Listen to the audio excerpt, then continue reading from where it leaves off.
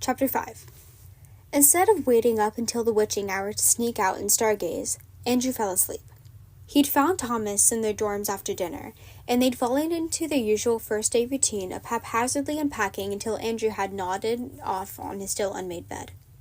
He dreamed brambles wrapped around his throat, a briar rose resting on his tongue. Dove kept knocking on his door, begging him to come into the forest with her, but he couldn't squeeze the words past the thorns. She went without him. His best talent had always been letting people down, even in sleep, apparently. When he woke, it was dark and he felt feverish. Pinpricks of pain rippled through his right hand, and he gave a sleep-fogged moan before looking down. Blood streaked his knuckles, a scar flayed open again. When he made a fist, skin peeled apart to show stark white bone against raw tendons. Andrew shot upright with a cry. A light burst on, and he whipped around, an arm flung up to defend himself from the glare, or an attack. But it was just Thomas clicking on his desk lamp, one boot on and a worry furrowing his brows. "Are you okay?" he asked. Andrew glanced down back at his hand. No blood, only a lattice of thin, white scars. Thomas dropped onto the mattress beside Andrew, and they both stared at his hand for a minute. Then Thomas traced from the tips of Andrew's fingers down to his wrist. A shiver shot up Andrew's spine. He had to breathe out hard to hide it. "It healed well," Thomas said. "The scars almost look like lace. Do you want to still sneak out? We don't have to." Andrew pulled away and reached for his sweater. "You owe me like 700 answers." "It'll feel wrong to go without Dove." Thomas said it so softly. Andrew paused with his sweater half tangled over his head. When he turned back, Thomas still sat on Andrew's bed, his head bowed, fingers picking at old, dried paint on his jeans. Out of uniform, he looked lawless, as if the loss of rigid lines turned him into a passionate painting spilled all over a page. Well, this meant Thomas and Dove hadn't fixed their argument. But if they were in a fight, they weren't kissing. He hated himself for that selfish relief. "I still want to." He clambered out of the window, feet wedged in cracks between bricks, hands gripping window frames and trellises to lower themselves down. Thomas first, then Andrew, dropping into a crouch on the dewy grass. The night was cool for September, but then Andrew was always cold. Everything felt more alive out here. The energy thrummed between rose bushes and up through ivy-covered walls. There was a stickiness to the shadows. The night so dark that staring into it made Andrew feel unsteady. A shadow moved with the softest scrape of scales against gravel before slithering out of sight around the dorms. Hair prickled at the back of Andrew's neck, but he scrubbed his eyes and shook himself. He wasn't properly awake, was all. Nothing breathed out here but them. They took off, the velvet dark cloaking them. They had notebooks in hand, and Andrew had shoved a packet down his sweater last minute. Plastic crinkled as he walked, and Thomas mimed at him to shush several times before giving up and hiding his laugh. They crept through the deserted gardens to the sheds, and used a firewood stack to climb onto a low roof. Thomas's sweater rose up, his bare stomach scraping against tiles. A hiss escaped him before he could roll out of the way. Andrew vaulted up behind him. "Stop doing that so easily," Thomas muttered. "Start growing." Andrew pulled a packet of Tim Tams from under his shirt. "Surprise." "Oh, yes, you freaking God-sent saint." Andrew bit back a laugh as Thomas snatched the Tim Tams and then scurried like a goblin over the roof. They discovered the spot back in freshman year, when Thomas realized no windows from any of the dorms or the school manor overlooked the neat little garden sheds. It was rebellion, but safe. Even Dove allowed it instead of doling out her usual lectures about Thomas's rule-breaking. The way she clung to rules and Thomas mocked them fueled most of their wars, but Andrew suspected they fought because they liked it, or because Dove needed the relief of an excuse to be less than perfect for a second, or because Thomas only knew how to bite people for attention. Andrew settled on his back next to Thomas. The slope was gentle, the tiles cushioned by decades of moss and papered with old leaves. "I bought original because you have low standards anyway," he said. "True." Thomas tore into the packet. Tim Tams were nothing more than melted biscuits with a creamy filling, dipped in chocolate, then blessed by an Australian brand name. but for some reason Thomas worshipped them. "They're not even that good," Andrew said. "Be disrespectful somewhere else. If I eat enough, I will turn Australian. I will be a bloke." Andrew jabbed Thomas in the ribs. "I'll take 'em back." "You can't if I lick them all. Actually, wait. I'll give you one and you give me your notebook." "One? Wow." But Andrew passed over his notebook. It was their tradition, a chance to cram in updates about everything they'd missed over the summer. Without Dove, it did feel strange. But so what if Andrew had Thomas to himself for once? It was an excuse to lie beside each other, skin brushing skin, knee pressed against leg. Only the stars could judge. Thomas sat up and nestled Andrew's notebook onto his lap, handing over his own sketchbook. "Give us some light." Andrew obliged, propping his phone on his knees so a soft glow bathed their swapped books. An extraordinary amount of intimacy lay in exchanging art. Not for critique, and not for class. Just to look, to feel, to understand each other. Andrew paged through slowly, chewing his lip as he looked at Thomas's drawings from the summer. Everything here had been cut from the cruelest fairy tale. Towers wrapped in thorns, with monsters hung by the throat at the gates. Thistle fairies with their wings cut off, teeth sunk into their prey's flesh. A princess with fingers grafting into tree bark.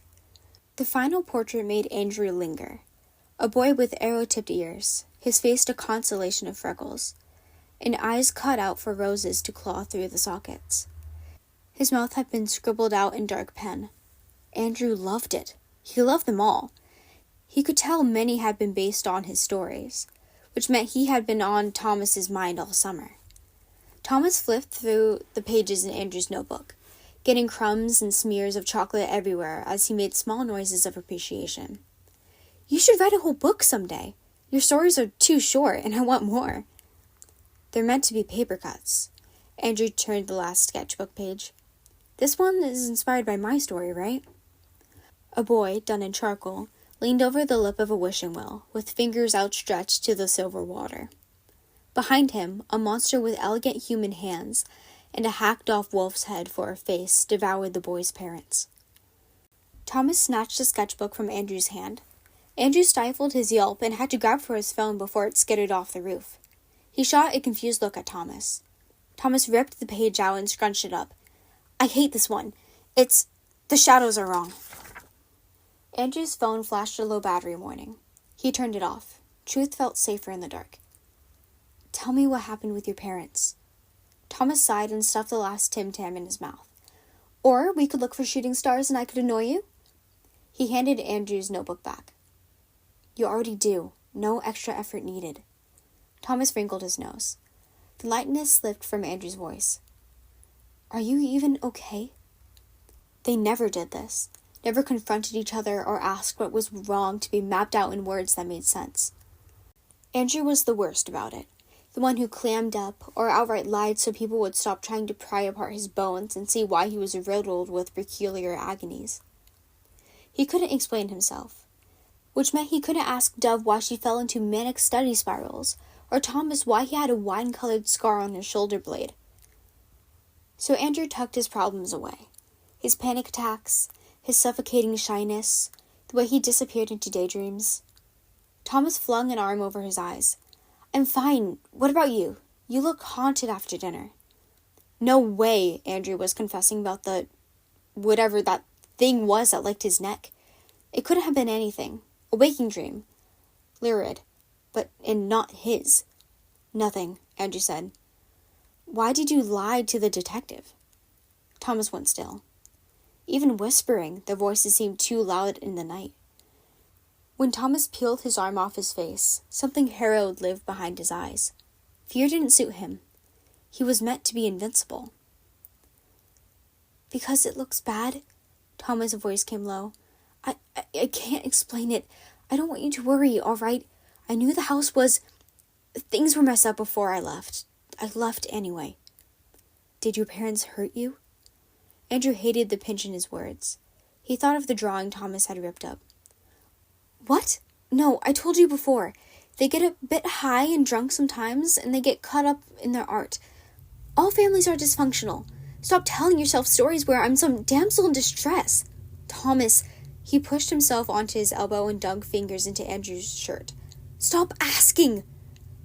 Andrew went quiet.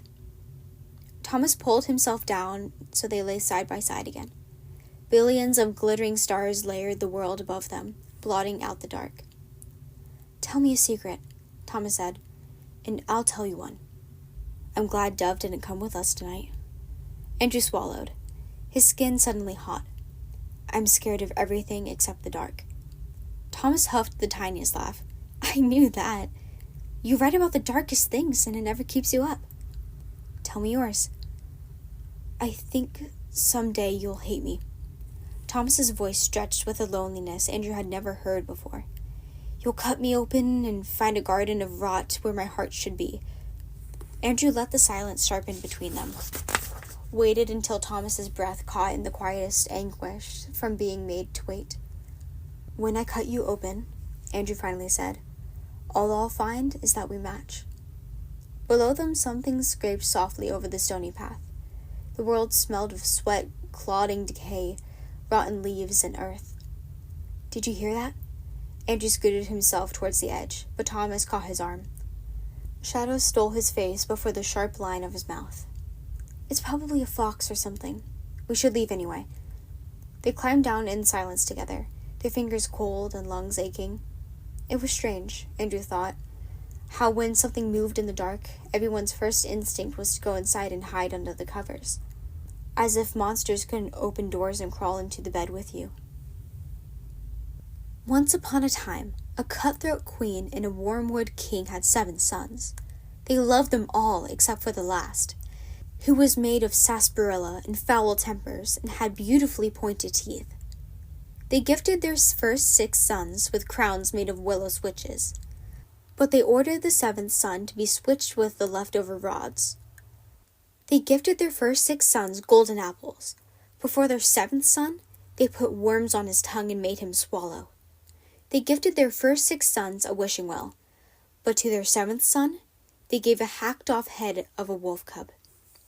The years passed, and the 7th son's skin toughened under the switching, and he developed a taste for flesh, and he had befriended the murdered wolf cub and told him all of his secrets.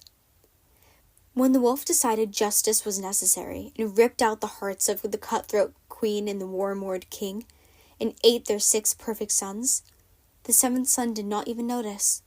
He had found his reflection in the wishing well and liked staring at his pointed teeth.